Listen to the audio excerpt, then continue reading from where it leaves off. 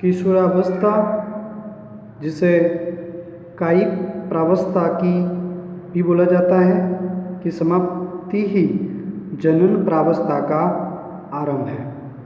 तो जैसे ही ये अवस्था पूर्ण होती है तो वो जीव जो है वो परिपक्वता की तरफ आगे बढ़ता है।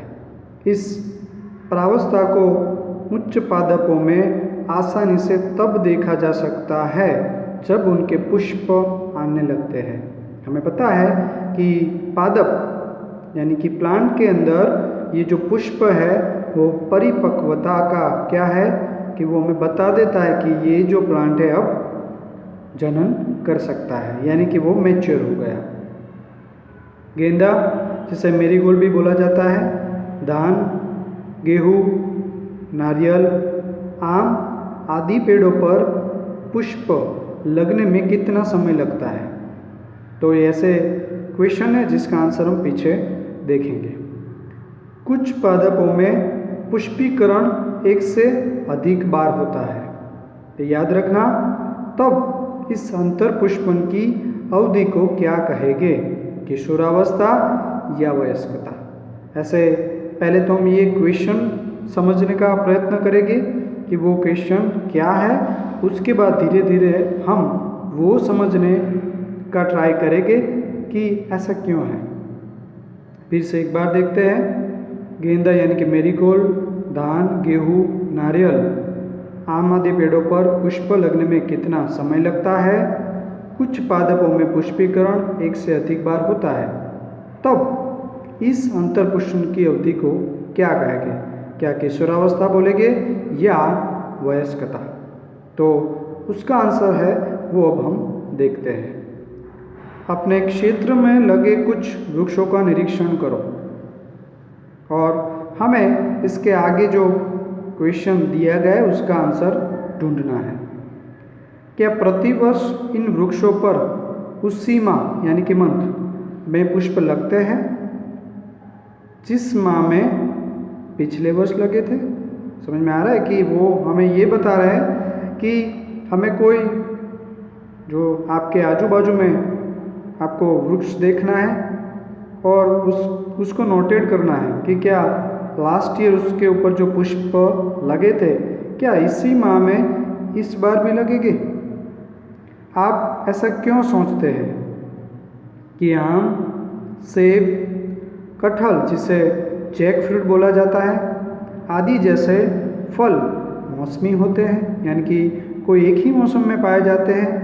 क्या कुछ पादप ऐसे भी हैं जिनमें वर्ष पर पुष्पीकरण होता रहता है तथा कुछ में मौसम के आधार पर पुष्प निकलते हैं?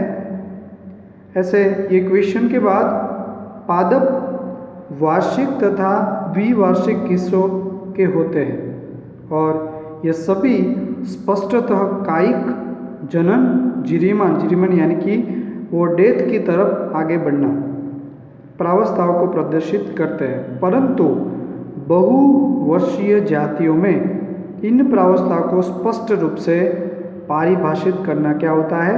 कठिन। ये समझने की बात है कि पादप के अंदर भी एक अवस्था है जैसे हम में पाई जाती है, जैसे जन्म लेना, मैच्योर होना और डेथ होना, पर जब बहुवर्षीय जातियों की बात आती है तब वो कहना कठिन हो जाता है कि उनके अंदर ऐसे वो तो पूरे कई वर्षों से पृथ्वी के ऊपर पाए जाते हैं, तो उनमें हम क्या बोलेंगे?